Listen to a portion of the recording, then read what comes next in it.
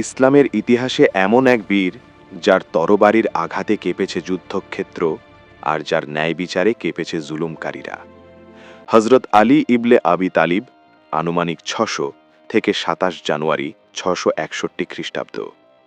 হজরত আলী রাদিয়াল্লাহু তাআলা আনহু ছিলেন ইসলামের চতুর্থ খলিফা এবং মুহাম্মদ সাল্লাল্লাহু আলাইহি ওয়াসাল্লামের চাচাতো ভাই ও জামাতা। তিনি ১৫৫৬ থেকে ৬৬১ খ্রিস্টাব্দ পর্যন্ত খিলাফতের অধিষ্ঠিত ছিলেন এবং খুলাফায়ে রাশিদিনের একজন মহান নেতা। তার জন্ম মক্কার কুরাইশ গোত্রের বানু হাশিম বংশে। ইসলামের ইতিহাসে তিনি জ্ঞান, ন্যায়পরায়ণতা ও বীরত্বের উজ্জ্বল দৃষ্টান্ত হিসেবে স্মরণীয়। হজরত আলী রাদিয়াল্লাহু তাআলা আনহু আনুমানিক ৬০০ খ্রিস্টাব্দে মক্কায় জন্মগ্রহণ করেন। শৈশব থেকেই তিনি নবী সাল্লাল্লাহু আলাইহি ওয়াসাল্লামের সান্নিধ্যে বড় হন। মাত্র ১০ বছর বয়সে তিনি ইসলাম গ্রহণ করেন এবং তিনি ছিলেন প্রথম কিশোর মুসলিম।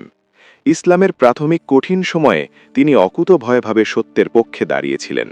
মক্কা থেকে মদিনায় হিজরতের রাতে যখন কুরাইশরা নবী সাল্লাল্লাহু আলাইহি ওয়াসাল্লামকে হত্যার ষড়যন্ত্র করে, তখন আলী রাদিয়াল্লাহু তাআলা আনহু নিজের জীবন বিপন্ন করে নবীর বিছানায় শুয়ে থাকেন। বদর, উহুদ, খন্দক ও খায়বার সহ প্রায় সব গুরুত্বপূর্ণ যুদ্ধে তিনি অসীম সাহসিকতার পরিচয় দেন।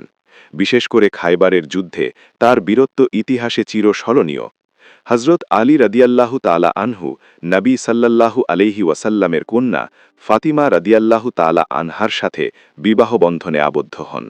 তাদের ঘরেই জন্ম নেন ইমাম হাসান ও ইমাম হুসেন রাদিয়াল্লাহু, যারা ইসলামের ইতিহাসে অত্যন্ত মর্যাদা সম্পন্ন ব্যক্তিত্ব। তৃতীয় খলিফা উসমান ইবনে আফফান রাদিয়াল্লাহু শহীদ হবার পর মুসলমানদের ঐক্যমত্যে আলী রাদিয়াল্লাহু খলিফা নির্বাচিত হন। তার খিলাফতকাল ছিল রাজনৈতিক অস্থিরতায় পরিপূর্ণ। জামাল ও সিফফিনের যুদ্ধ সহ নানা ফিতনা ফাসাদ তার আমলে সংঘটিত হয়। তবুও তিনি ন্যায় ও সত্য প্রতিষ্ঠায় অটল ছিলেন। তিনি রাজধানী মদিনা থেকে কুফায় স্থানান্তর করেন, প্রশাসনে ন্যায় বিচার ও সমতার নীতি প্রতিষ্ঠা করেন এবং রাষ্ট্র পরিচালনায় কোরআন ও সুন্নাহকে কঠোরভাবে অনুসরণ করেন। ৬৬১ খ্রিস্টাব্দ বা হিজরি ৪০ সন ২১ রমজান কুফার মসজিদে ফজরের নামাজের সময় খারিজি আব্দুর রহমান ইবনে মুলজিমের আঘাতে তিনি মারাত্মকভাবে আহত হন এবং পরবর্তীতে শাহাদাত বরণ করেন।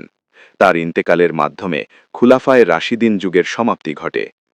আশারায়ে মুবাশশারার অন্যতম সদস্য, অসাধারণ জ্ঞানী ও ফাকি, ন্যায় বিচারক ও ধৈর্যশীল নেতা, আসাদুল্লাহ উপাধিতে ভূষিত হজরত আলী রাদিয়াল্লাহু তাআলা আনহু ছিলেন এমন এক ব্যক্তিত্ব যার জীবন সাহস, জ্ঞান, ইবাদাত ও ন্যায়ের প্রতীক।